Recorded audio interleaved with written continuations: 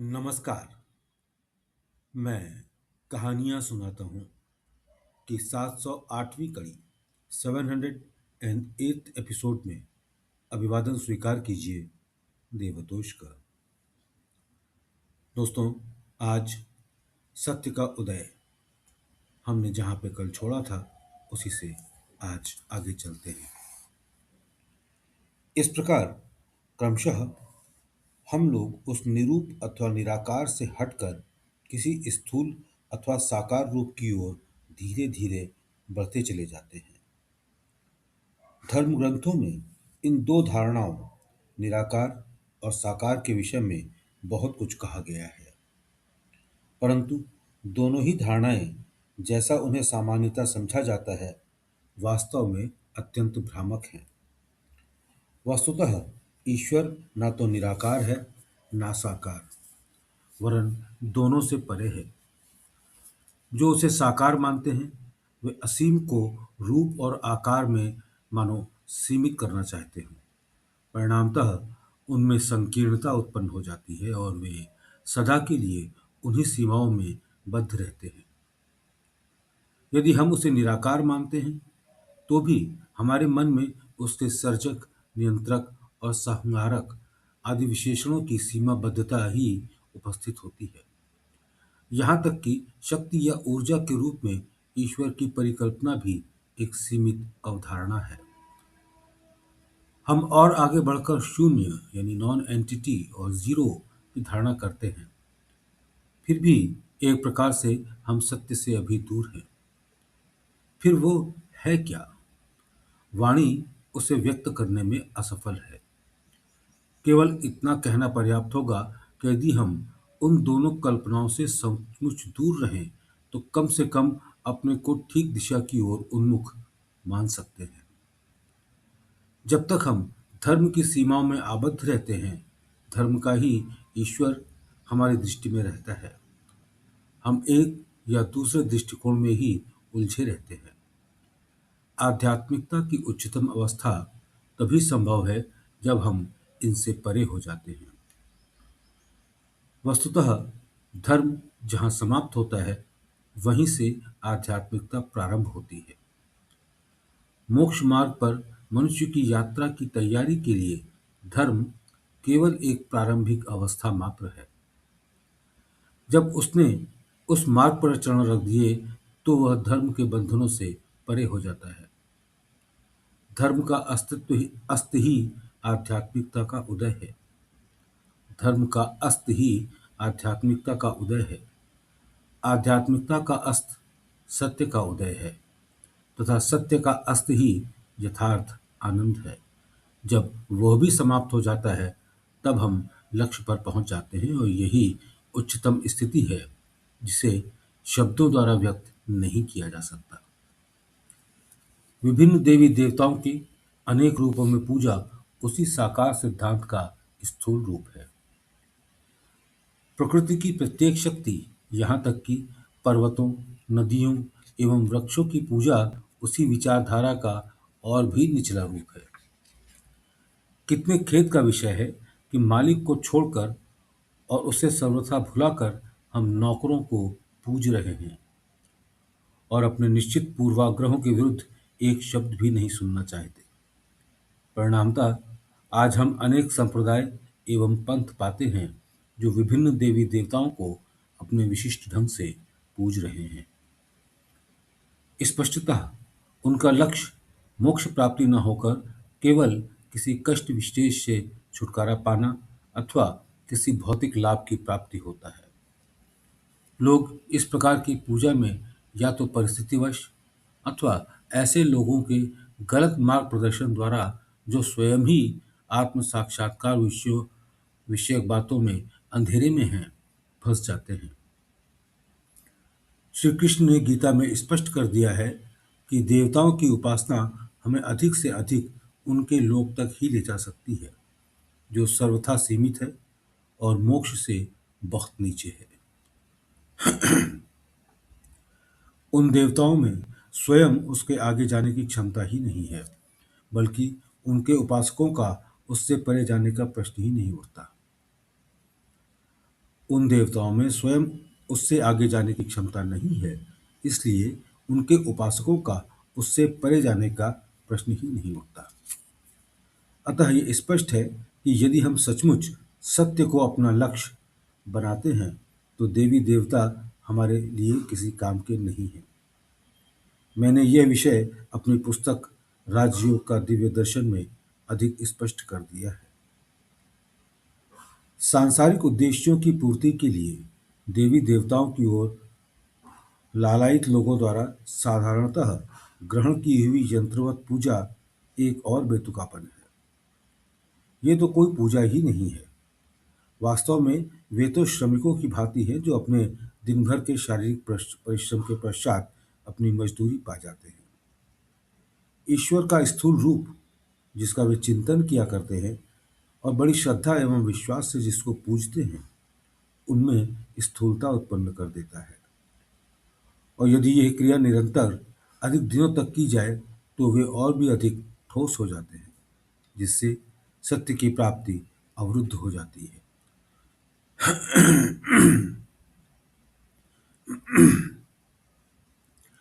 ऐसे मामलों में परिणाम लगभग सभी के सम्मुख स्पष्ट है। प्राचीन महर्षियों ने निराकार ब्रह्म के लिए कुछ सरल साधन बना दिए थे। वे किसी ठोस रूप को लेकर चले जिसे जनसाधारण आसानी से समझ सके। पूजा आरंभ कराते थे।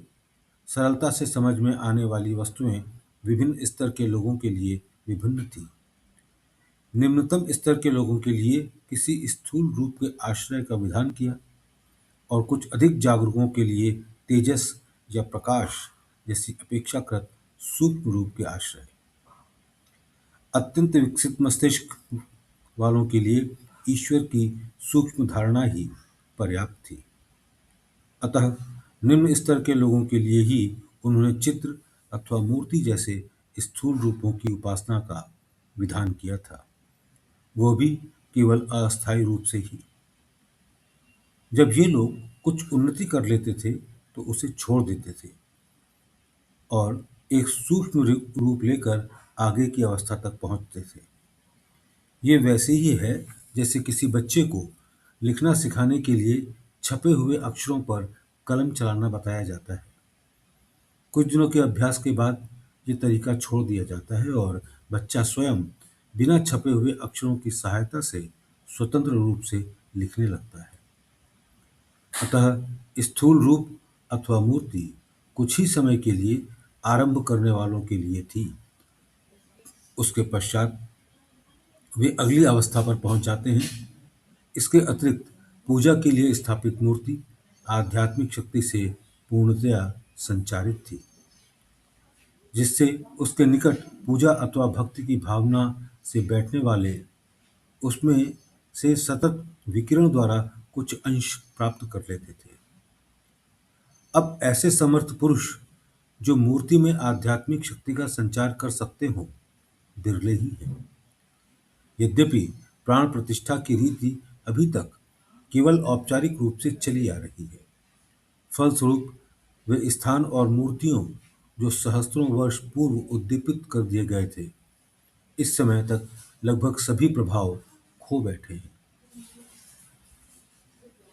जिससे भक्ति और पूजा के लिए वहां जाने वालों को कोई व्यावहारिक लाभ नहीं होता। फिर भी इसमें कोई शंका नहीं कि यह उपाय केवल उन्हीं लोगों के लिए अपनाया गया था जो निम्नतम कोटि के थे तथा बुद्धि की निम्नता के कारण अन्य किसी प्रकार के ईश्वर की भक्ति नहीं कर पाते थे। पर यह तो सत्य ही है कि यदि कोई साधन जड़ता से अंत तक अपनाए जाए तो यह निरर्थक होगा कि उससे कोई आध्यात्मिक लाभ संभव नहीं है। संत कबीर ने कितनी सुंदरता से ये विचार निम्न पंक्तियों में रखा। पाहन पूजे हरि मिले तो पूजिए पहाड़, ताते यह चाकी भली पीस खाए संसार। मेरे विचार से जो लोग इस प्रकार की पूजा में जीवन भर चिपके रहते हैं, वे अनीश्वरता के गहरे कीचड़ में ही फंसे रहते हैं। उन्हें उसमें से निकालना अत्यंत कठिन है। कुछ समय के सतत अभ्यास से वे इतना अधिक जकड़ जाते हैं कि किसी भी अवस्था से मुक्त होने के लिए सोच भी नहीं सकते। वे इसी में निश्चल पड़े रहते हैं। जो विचार उन्होंने पहले से ही अपना लिए हैं, उनसे अलग होना भी वे नहीं चाहते। यही नहीं, वे अपनी विचार शक्ति लगाकर उन्हें और अधिक दृढ़ और स्थूल बना देते हैं। प्रत्येक वस्तु अपने अनुरूप ही प्रतिबिंब डालती है। यदि वस्तु सूक्ष्म है तो उसकी प्रतिछाया भी सूक्ष्म होगी। यदि वस्तु स्थूल है तो छाया भी स्थूल होगी। यदि हम ठोस वस्तु पर ध्यान केंद्रित करें तो निश्चय ही हम अंदर से ठोस हो जाएंगे। उन गुरुओं ने बड़ी तबाही की है जिन्होंने पवित्र पुस्तकों में से जो कुछ सीखा उसे अबोध जनता के सामने कठोर और स्थूल रूप में रख दिया। यह मस्तिष्क की मननशीलता विनष्ट कर देती है। यदि कोई व्यक्ति ऐसी भयानक अवस्था उत्पन्न कर लेता है तो वह सदा के लिए विनष्ट हो जाता है। वह विस्तृत दृष्टिकोण का रास्ता खो बैठता है और आगे उन्नति करने की क्षमता भी समाप्त हो जाती है। ऐसे लोगों की तुलना कुएं के मेढकों से की जाती है जिनका कार्यक्षेत्र संकुचित होता है, किंतु जिसे वे पूर्ण एवं पर्याप्त समझते हैं। वे चारों ओर से घिरे हुए बंद क्षेत्र में चक्कर काटा करते हैं, आजीवन एक ही वस्तु पर सिर धुना करते हैं। देवताओं की कथाओं एवं उनके दृष्टांत को ही वे पर्याप्त एवं सब कुछ समझते हैं। जब अभ्यास दीर्घ काल तक चलता है तो मस्तिष्क की कोशिकाएं प्रभावित हो जाती हैं और वे उन विचारों से भर जाती हैं जो दिन प्रतिदिन दृढ़तर होते जा रहे हैं। अंततः अंततः संपूर्ण स्नायु संस्थान यानी नर्वस सिस्टम प्रभावित हो जाता है। बाह्य स्थूलता धीरे धीरे अंदर प्रवेश करती है और अपना पूरा असर दिखाती है। वे इस प्रकार बाह्यतर से दुर्भेद्य होकर दैवीय प्रकाश के मार्ग को अवरुद्ध कर देते हैं। उनकी अंतरात्मा तक की पहुंच पूर्णतः रुक जाती है। मैं उन्हें जीवित पाषाण कहना पसंद करूंगा।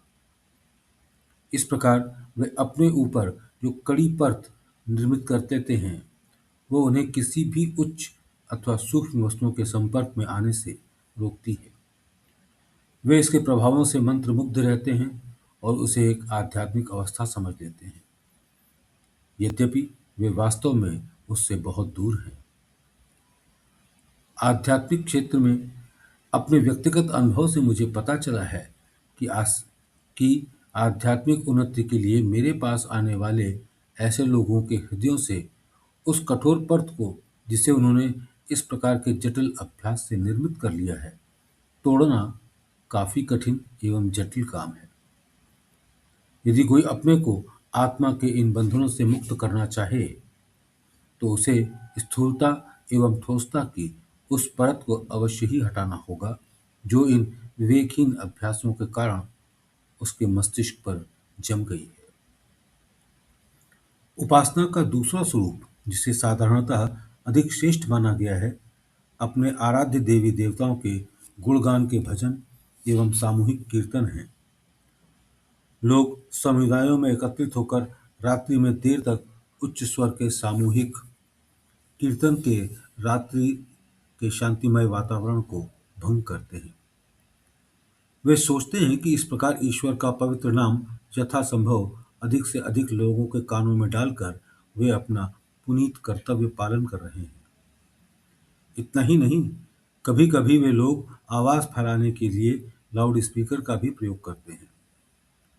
दूसरों को, जिन्हें दिन भर के परिश्रम के बाद अथवा बीमारी के कारण शांतिपूर्ण विश्राम की आवश्यकता है, इससे कितना कष्ट या असुविधा हो सकती है, इसका उन्हें बिल्कुल ध्यान नहीं रहता। साथ ही जो लोग रात्रि के शांत एवं गंभीर समय में ध्यान की साधना करते हैं, उन्हें इससे भारी बाधा पड़ सकती है। इसके अतिरिक्त जिस प्रकार यह प्रक्रिया आजकल सामान्यतः की जाती है, उससे हमारी आध्यात्मिक प्रगति में कोई खास फायदा नहीं होता। और फलस्वरूप इससे पर्याप्त लाभ नहीं होता। संकीर्तन करने वालों का कीर्तन वास्तव में उस मनुष्य के कराहने के समान है जिससे उसको क्षणिक सांत्वना तो मिल जाती है, किंतु वास्तविक दुख दर्द दूर नहीं होता। इसलिए यह कीर्तन उनके किसी अर्थ का नहीं, सिवाय इसके कि उस मधुर संगीत के प्रभाव में वो मुग्ध हो जाते हैं और उस समय के लिए उनका विचार उनके लक्ष्य की ओर खिंच जाता है। हम जो कुछ भी सोचते, विचारते या मनन करते हैं, उससे हमारे अंतर में कंपन उत्पन्न होते हैं, वाइब्रेशंस।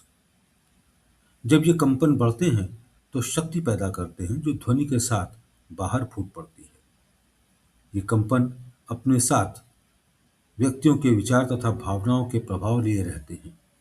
अतः शुद्ध हृदय पुरुषों के संपर्क का पवित्र प्रभाव अशुद्ध व्यक्तियों के बुरे प्रभाव से नष्ट हो सकता है। इसलिए यदि इन क्रियाओं से पूर्ण लाभ उठाना हो तो अवांछित तत्वों को दूर ही रखना चाहिए। चैतन्य महाप्रभु ऐसा ही करते थे। अपने संकीर्तन में ऐसे ही लोगों को रखते थे जिनकी सच्चरित्रता एवं शुद्धता से वे पूर्णतया परिचित थे। अतः वे संकीर्तन बंद स्थान में ही करते थे। उसमें कोई बाहरी व्यक्ति नहीं सम्मिलित हो पाता था। संकीर्तन वस्तुतः प्रारंभिक प्रगति में सहायक नहीं होता। काफी उन्नति के पश्चात इससे केवल कुछ हद तक लाभ हो सकता है। ये सबसे अधिक प्रभावोत्पादक तभी होता है जब पवित्र विचारों से आप्लावित अनुकूल वातावरण में किया जाए। गंभीर मानसिक क्रियाओं के पश्चात ये एक मनोरंजक परिवर्तन का भी काम कर सकता है। आजकल दुर्भाग्यवश इन क्रियाओं का लक्ष्य भी उच्चतम नहीं होता। अधिकांशतः ऐसे साधक देवताओं के भौतिक रूप और स्थूल शरीर एवं क्रियाओं के विचार में ही डूबे रहते हैं। इस स्थूल धारणा का प्रभाव आंतरिक स्थूलता एवं अपारदर्शिता के अतिरिक्त कुछ नहीं होता, जिससे वे ऐसे साधन क्रम में अपने अंदर भरते रहते हैं। एक स्थूल धारणा हमें निश्चय ही सीमाओं एवं बंधनों में बांध देती है, जिससे अंतिम पहुंच या पूर्ण मुक्ति कभी संभव नहीं हो सकती। यही कारण है कि वर्षों की साधना होते हुए भी वे अपने को आध्यात्मिकता के निम्नतम स्तर पर ही पाते हैं। वे जैसे सभी कुछ एक सड़ते हुए कुंड में खोजना चाहते हैं जहां जीवन धारणा के लिए नितांत आवश्यक प्राणवायु तक नहीं है। उन्होंने ऐसे कुंड को अपना स्थायी निवास बना रखा है। मोती के निर्माण के लिए उचित प्रकाश की आवश्यकता होती है। बंधनों से पूर्ण मुक्ति पाने के लिए हमें सूक्ष्मतम और शुद्धतम बनने का प्रयत्न करना चाहिए, जिससे हम ईश्वरीय गुणों के अनुरूप हो सकें और उससे पूर्ण तादात्म्य स्थापित कर सकें। वास्तविक जीवन का अमृत केवल उसके लिए है जो अपने को तत्संबंधी वांछित स्तर पर ला सके। मित्रों, सत्य का उदय में धर्म का चैप्टर यहीं पर खत्म होता है। आज का पाठन हम यहीं रोककर अगला चैप्टर अगले अंक में लेंगे। आप सभी ने वक्त निकाल कर इसको सुना, उसके लिए मैं आप सभी का बहुत बहुत आभारी हूँ। धन्यवाद।